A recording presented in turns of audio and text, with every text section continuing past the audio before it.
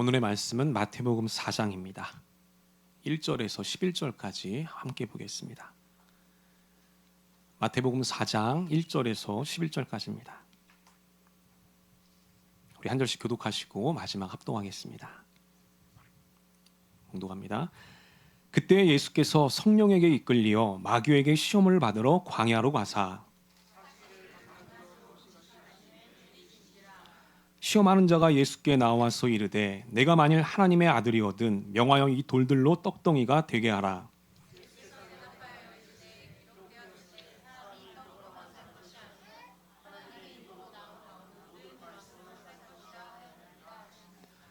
이에 마귀가 예수를 거룩한 성으로 데려다가 성전 꼭대기에 세우고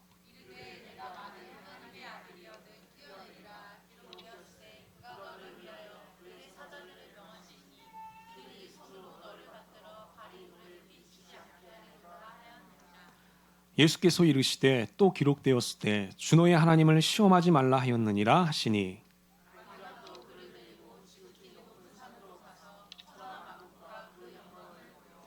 이르되 만일 내게 엎드려 경배하면 이 모든 것을 내게 주리라.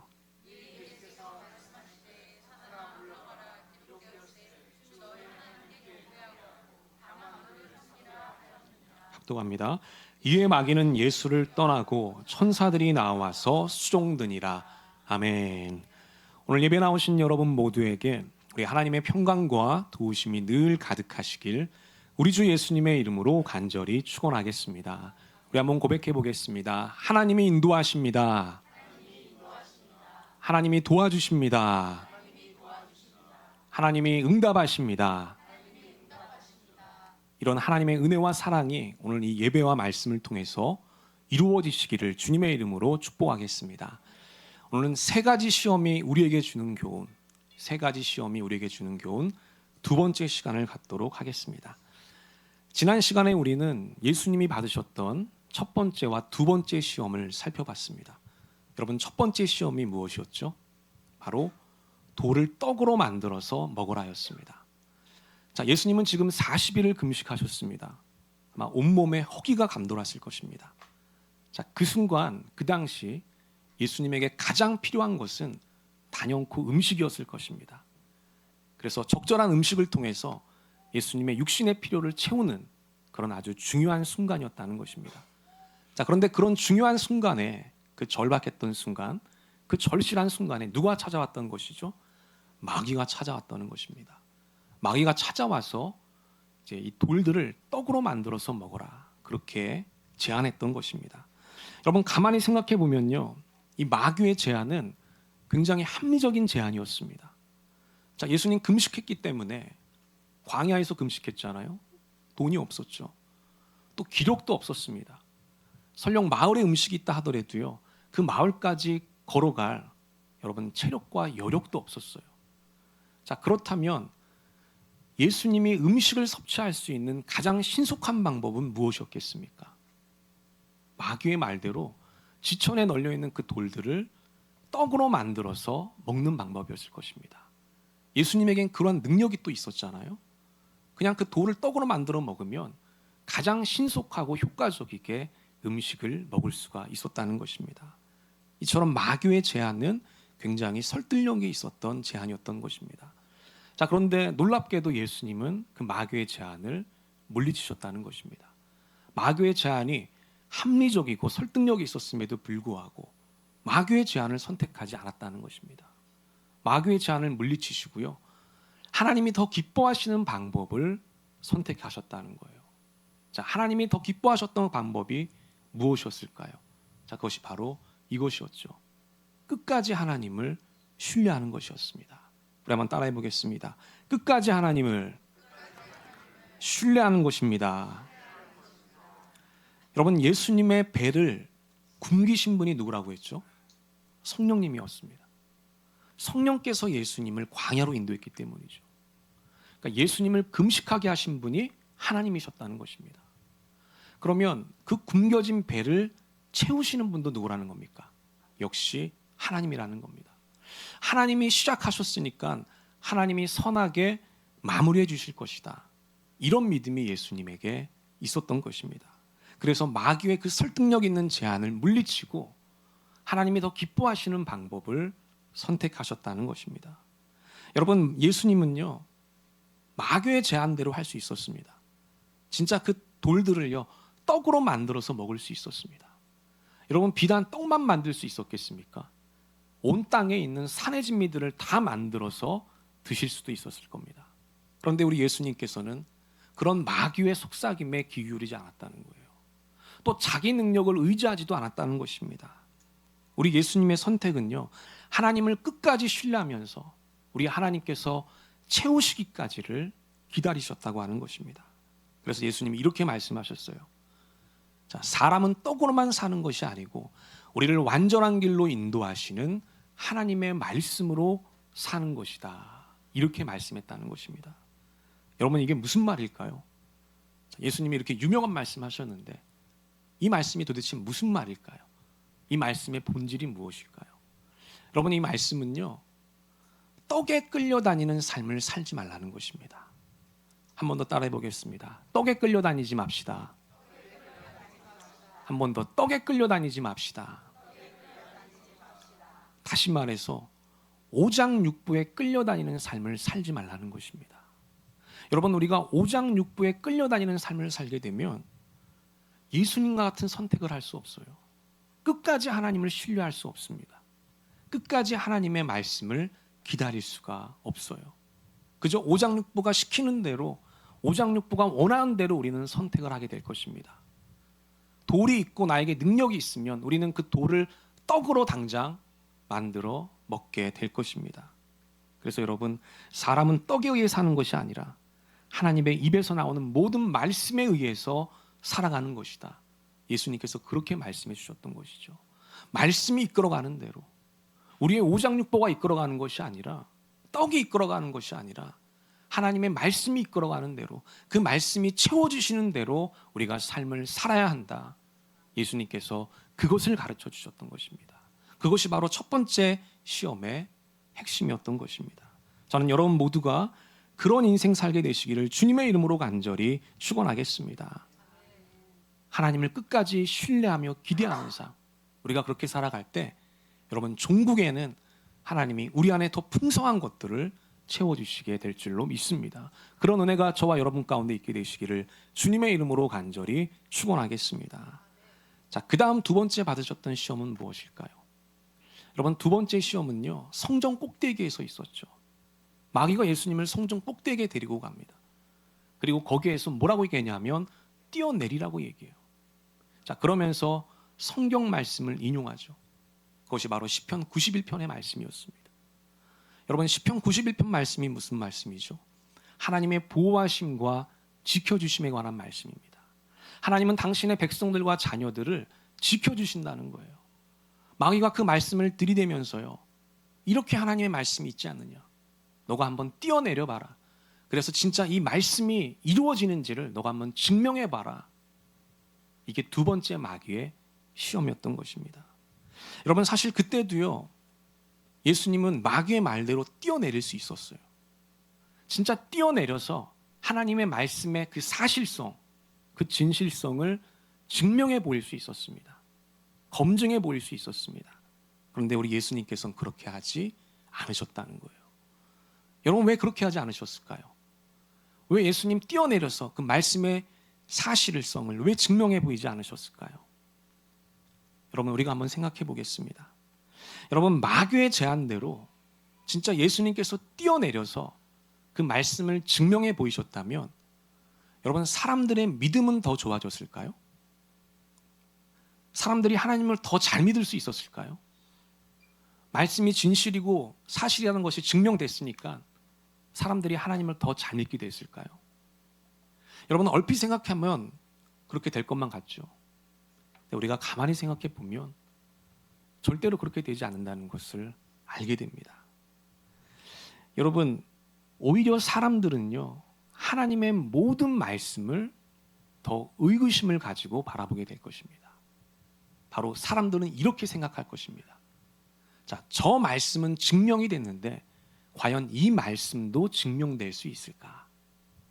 자, 저 말씀은 그대로 이루어졌다고 하는데 그러면 이 말씀도 과연 그렇게 될 수 있을까? 여러분, 사람들이 모든 말씀을 이런 방식으로 다루게 된다는 것입니다. 그래서 말씀을 있는 그대로 순수하게 믿는 것이 아니라 하나님 말씀 앞에서 고민하고 주저하고 의심하게 만든다는 거예요. 예수님 그것을 아셨기 때문에 예수님 뛰어내리지 않으셨던 것입니다. 여러분, 제가 말씀에 중요한 두 가지 특징이 있다고 말씀드렸죠. 하나는 뭐죠? 말씀은 반드시 이루어진다는 겁니다. 그리고 또 다른 특징이 하나 있었습니다. 그것은 바로 말씀은 반드시 이루어지지만 그 이루어지는 시점이 다르다고 하는 것이죠. 여러분, 똑같은 말씀인데도요, 사람에 따라 다르고요, 상황에 따라 다르게 응답이 된다는 거예요. 하나님이 아브라함에게 주셨던 말씀은요, 25년 만에 성취가 됐어요. 요셉에게 주셨던 말씀은 13년 만에 이루어졌습니다. 다윗에게 주셨던 말씀은 15년 만에 성취가 됐습니다. 이렇게 각기 다른 시간 속에서 하나님의 말씀의 그 진실성이 확증이 됐기 때문에 여러분, 한순간에 모든 말씀을 검증하고 증명하는 것 불가능하다는 것입니다. 여러분, 그래서 우리 예수님이 이렇게 말씀하셨죠. 주 너의 하나님을 시험하지 말아라. 우리 한 번 더 따라해 보겠습니다. 주 너의 하나님을 시험하지 말아라. 여러분, 이 말씀은요, 의심하지 말고 그냥 믿어라, 이 말씀입니다. 우리 한 번 더 따라해 보겠습니다. 의심하지 말고 그냥 믿읍시다. 한 번 더, 의심하지 말고 그냥 믿읍시다. 여러분, 말씀은 지식이 아닙니다. 여러분, 믿습니까? 여러분, 지식은요, 검증이 필요합니다. 증명이 필요해요. 그래서 증명된 지식만이 공신력을 갖습니다. 근데 말씀은 지식이 아니라는 거예요. 여러분, 말씀은요, 생명이고 능력입니다. 하나님의 생명이고 능력이라는 거예요. 말씀 속에 하나님의 생명이 담겨져 있고요, 하나님의 권능이 담겨져 있다는 것입니다. 그럼 그 말씀 안에 담겨져 있는 생명과 능력이 흘러나와야 되는데, 그게 비춰져야 되는데, 여러분, 어떻게 비춰질까요? 여러분, 그것은 증명을 통해서 비춰지는 것이 아니라는 거예요. 말씀을 우리가 증명하고 검증해서 그 말씀 속에 있는 생명과 능력이 흘러나오는 것이 아니라는 거예요. 어떻게 하면 말씀 속에 있는 생명과 능력이 흘러나오느냐? 우리가 그 말씀을 순수하게 믿을 때 나온다는 것입니다. 언제 나온다고요? 그 말씀을 순수하게 믿을 때요. 오직 믿음에 의해서만 말씀 속에 담겨져 있는 생명과 능력이 흘러나오게 된다는 것입니다. 저는 여러분 모두가 그렇게 믿을 수 있게 되시기를 주님의 이름으로 간절히 축원하겠습니다. 하나님을 시험하지 말아라. 하나님의 말씀 앞에서 주저하지 말고 고민하지 말아라. 그냥 그 있는 그대로의 말씀을 믿고 순종해라. 예수님께서 두 번째 시험을 통해서 우리들에게 가르쳐준 내용입니다. 그것이 핵심 내용이었던 것입니다. 이제 세 번째 시험을 한번 보도록 하겠습니다. 여러분, 세 번째 시험은요, 높은 산에서 있었습니다. 자, 오늘 본문에 보면 계속해서 장소가 바뀌는 걸 보게 돼요. 첫 번째는 어디에서 있었습니까? 광야에서 있었습니다. 두 번째는 성전 꼭대기에서 있었죠. 마지막 세 번째 장소는 높은 산이었습니다. 마귀가 예수님을 데리고 계속해서 공간 이동을 하고 있는 것을 보게 됩니다. 여러분, 이렇게 장소에 따라서 유혹이 달라진다는 사실도 우리가 알 수가 있게 되죠. 자, 우리 마태복음 4장 8절 한번 보겠습니다. 다 같이 한번 읽어보겠습니다. 시작. 또다시 악마는 예수를 매우 높은 산으로 데리고 가서 세상의 모든 나라와 그 영광을 보여주고 말하였다. 아멘. 여기 보니까 마귀가 예수님을 높은 산으로 데리고 간 이유가 나옵니다. 그럼 그 이유가 무엇입니까? 세상의 모든 나라와 영광을 보여주기 위해서였다는 것입니다. 자, 여러분, 높은 산에 올라가면 세상의 모든 나라를 다 볼 수 있을까요? 백두산에 올라가면 세상의 모든 나라가 다 보입니까? 그렇지 않죠. 여러분, 그래서 누가복음에 보면요, 뭐라고 기록이 되어 있냐면 마귀가 순식간에 보여줬다, 이렇게 말합니다. 여러분, 순식간에 보였다는 말이 무슨 말일까요? 환상을 통해서 보여줬다는 것이에요. 예수님을 가장 높은 산 꼭대기에 세우고요, 환상을 통해서 이 세상의 모든 나라와 권세와 영광과 부귀를 보여줬다는 것입니다. 여러분 그렇게 보여주고 마귀가 이렇게 얘기를 합니다. 우리 마태복음 4장 9절 다 같이 한번 읽어보겠습니다. 시작. 이르되 만일 내게 엎드려 경배하면 이 모든 것을 내게 주리라. 아멘. 마귀가 뭐라고 얘기합니까? 내게 엎드려 경배하면, 내게 한 번만 절하면 방금 너가 봤던 모든 것들을 너에게 줄 것이다. 이렇게 얘기했어요. 이게 마귀의 세 번째 제안이었습니다. 여러분 세상의 영광과 부귀는요, 모든 사람이 다 추구하는 것입니다. 누구든지 다 원하는 것들이죠. 그래서 어떤 사람이든지 영광을 받기를 원하고요, 인정받기를 원합니다. 또 누구든지 세상의 재물들을 갖기를 소원합니다. 특히 우리가 사는 이 시대는 그 경향이 더 강하죠. 여러분 옛날에는 사회적 계급이라는 게 있었죠. 대부분 다 어떤 계급이었습니까? 하층민들이었잖아요. 여러분 그 당시 하층민들이 어떻게 살았습니까? 자신의 계급을 인정하고 순응하는 삶을 살았거든요. 하층민들의 이 삶의 이 특징은요, 뚜렷한 삶의 목표가 없었어요. 그냥 인정하고 순응하는 삶을 살았던 거예요. 그래서 여러분 그 당시 사회적 분위기, 공동체 분위기는요, 그렇게 욕심이 많은 분위기가 아니었어요. 소수의 귀족들이나 양반들이요, 욕심을 부리면서 아기다툼하는 삶을 살았던 것입니다. 근데 여러분 오늘 우리의 시대는 어떻습니까? 누구에게나 자유가 주어진 시대잖아요. 누구든지 원하는 삶을 살 수 있습니다. 누구든지 자기의 욕망을 추구하며 살아갈 수가 있다는 거예요. 그래서 옛날에는 소수의 사람들이 아귀다툼하며 살았다면 이제 우리의 시대는요, 거의 모든 사람들이 욕심을 부리며 아귀다툼하는 시대를 살아가고 있다는 거예요. 그래서 수많은 사람들이요, 세상의 영광과 부를 추구하면서 거기에 매몰되어 살아가고 있다라고 하는 것입니다. 여러분 이런 측면에서 볼 때 이 마귀의 제안은 정말 솔깃한 제안이죠. 절 한 번만 하면 세상의 영광과 부귀를 다 주겠다고 했으니 말입니다. 여러분 이거보다 어떻게 더 가성비 좋은 게 어디 있겠습니까? 절 한 번에 모든 것을 얻을 수 있다는 거예요. 정말 솔깃한 제안이었고 이것이야말로 일확천금의 기회였던 것입니다. 자, 그런데 놀랍게도 우리 예수님은 그 마귀의 제안을 물리치셨다는 거예요. 여러분 왜 물리치셨을까요? 여러 가지 이유로 설명할 수 있겠지만 오늘 저는 한 가지 이유를 말씀드리고자 합니다. 그 한 가지 이유는 바로 이것입니다. 모든 좋은 것들은 시간과 과정이 필요하다는 것입니다. 여러분 모든 좋은 것들, 세상에서 얘기하는 모든 좋은 것들, 그것을 얻기 위해서는요, 반드시 그에 걸맞는 시간과 과정이 필요하다고 하는 것이에요. 예수님이 그것을 가르쳐주고 있습니다. 우리 한번 따라해 보겠습니다. 모든 좋은 것들은 시간과 과정이 필요합니다. 여러분 어떤 좋은 것이요, 그게 진짜 나에게 좋은 것이 되기 위해서는 그 좋은 것을 얻기 위한 시간과 과정이 필요하다는 것을 알게 돼요. 왜냐하면 그 시간과 과정을 통해서 우리는 그 좋은 것들을 다룰 수 있는 힘을 얻게 되기 때문입니다. 여러분 요즘에 전 세계가 뭐에 열광하고 있죠? 올림픽에 열광하고 있습니다. 여러분 올림픽 하고 있는 거 아시죠? 말씀만 기도하고 교회나 예배만 드리는 건 아니시죠? 여러분 올림픽이 어디서 하고 있습니까? 프랑스에서 하고 있죠. 여러분 프랑스 국기를 혹시 기억하고 있습니까? 자, 프랑스 국기가 바로 이겁니다. 몇 가지 색이죠? 세 가지 색입니다. 그래서 삼색기라고 부릅니다. 여러분 두 가지 색이었으면 뭐라고 불렀을까요? 이색기라고 불렀겠죠. 두 가지 색이 아닌 게 천만다행이죠. 세 가지 색인 삼색기입니다. 근데 여러분 저 세 가지 색은요, 각각의 의미가 있어요. 저 파란색은 자유를 의미하고요, 하얀색은 평등을 의미하고, 빨간색은 박애를 의미합니다. 그러니까 자유, 평등, 박애의 의미가 저 국기에 담겨져 있는 것입니다. 자, 그러면 그 의미가 언제부터 담겨져 있었을까요? 바로 프랑스 혁명 때부터 담겨져 있었어요. 여러분 18세기에 프랑스 혁명이 일어나죠. 누구라도 잘 알고 있는 너무나도 유명한 혁명입니다.